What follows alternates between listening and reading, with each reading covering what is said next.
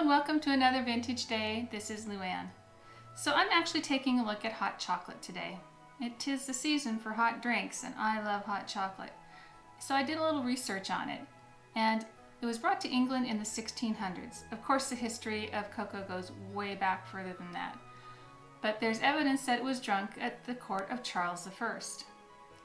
And then it was also deemed a sinful pleasure by Oliver Cromwell, and it was banned at one point. So I've been to Hampton Court in England, and at that time they had just redone the actual chocolate kitchens. There was more than one, not just one, chocolate kitchens. And they were built in 1689. Now you had to have a separate kitchen just for the chocolate because it was very expensive. To have a chocolate kitchen in your palace was definitely a sign of wealth and power. So chocolate was associated with the bedroom. It was often taken early in the morning or late in the evening. So you could guess, kind of like a cup of coffee. You could get revved up in the morning, and if you had to keep going at night, you could take another cup. And there's many pictures, or I should say paintings, that depict this actual habit. A lot with the lovers in the evening and the little cups of chocolate by their bed. Such images led to chocolate being associated with leisure lifestyle and for the wealthy. So that comes to the mind for me is the saying of chocolates for breakfast. To me, the only person who could have chocolates for breakfast was somebody who was quite wealthy when I was young. So in the early days, it was taken, as I said, early in the morning. So my lady's maid would bring me this to my bedchamber as I was getting ready in the morning. Now this recipe is from the 17th and 18th century, and it has a lot of spices in it. There's star anise and cardamom and cinnamon and grated orange peel that are toasted before they are infused into the chocolate. And they usually would have done it with water and sometimes milk or a mix. So if this is my wake-up drink, let's give it a shot.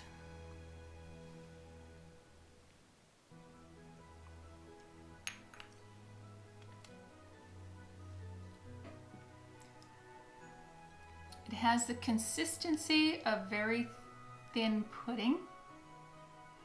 It has some texture to it from all of the spices that have been ground and added to it. But you can really feel the orange in it. And there was no sugar added to this recipe, so the only sweetness came from the chocolate bar that I used for it, which was 70% chocolate, I think, 70% cocoa. So it would have been a very bitter drink for them back in the day. But I can see where it could be kind of addictive like coffee. It's an acquired taste. But it was also believed to have medicinal properties, so well into the mid-18th century, people would drink this to get better for whatever ailed them. Marie Antoinette drank it, and she also ate little coins made out of the chocolate.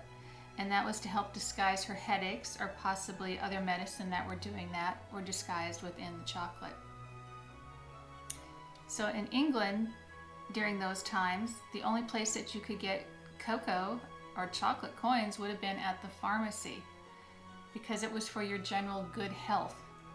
So today, can you imagine going to the pharmacy to buy cocoa?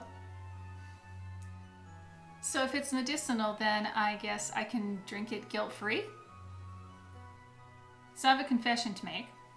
I did make this recipe earlier and tried it out, and I can tell you, after having one small demitasse of this stuff, I had enough energy to do anything. It was amazing.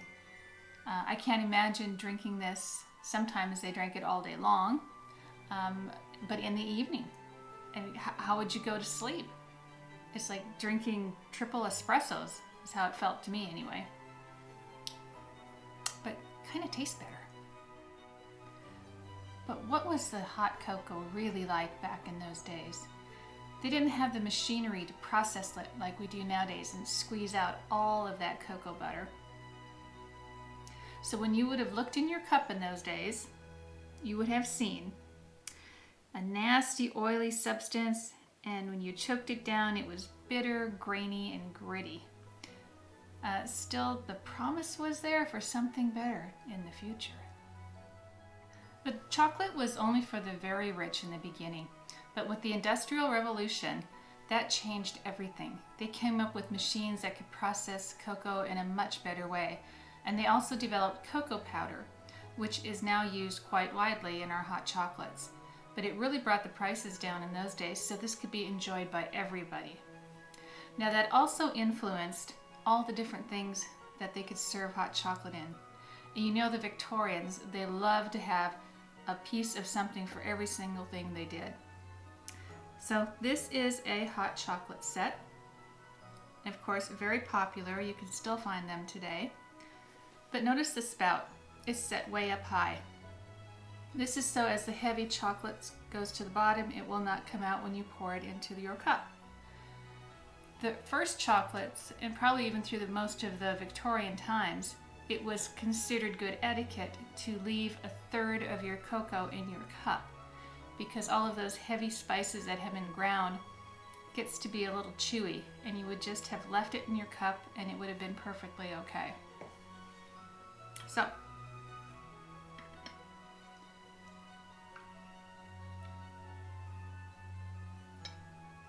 this is quite a lovely little set. I feel so dainty when I use it.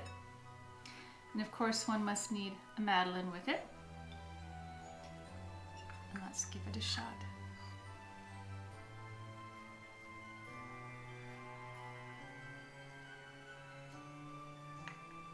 Still very good. Still quite a bit thicker than how we drink it today. So this time period was really the golden age of hot chocolate. When you would go visit somebody, you would not only be offered tea or coffee, you would have been offered hot chocolate or hot cocoa. Often served with the sweets, so as a Madeleine. And that's kind of how I like it, but I don't always follow all the etiquette rules if there's nobody looking.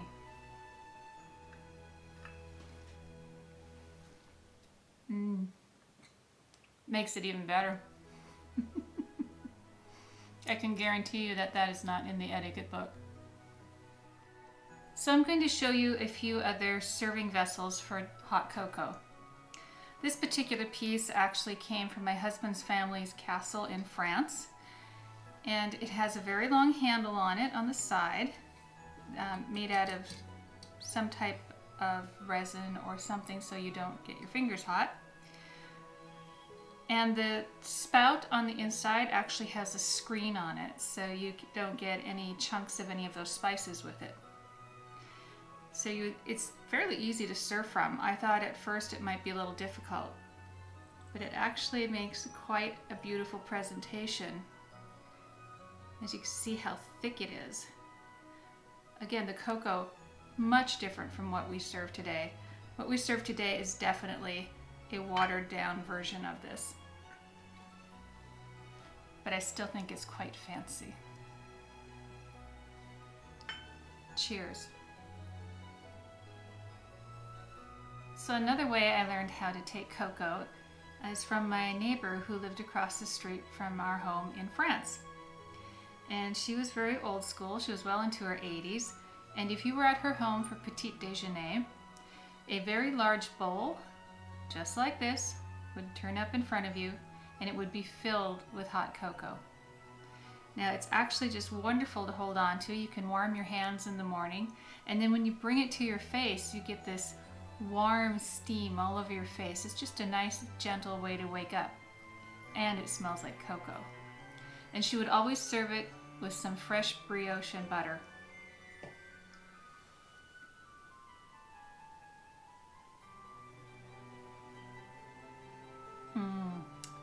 It's like a warm hug in the morning.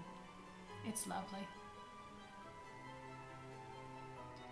And let us not forget how we drink it here in the United States.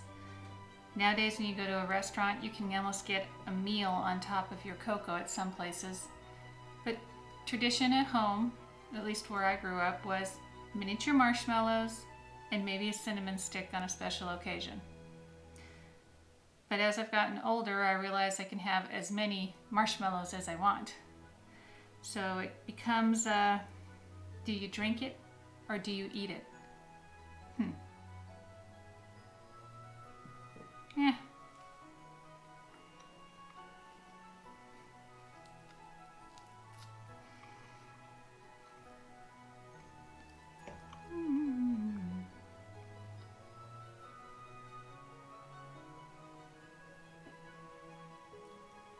So good. Thank you for joining me here on another vintage day. If you like this episode, give it a thumbs up and be sure to send it to your friends. And I'd really appreciate it if you'd subscribe. See you next time. Have a great day.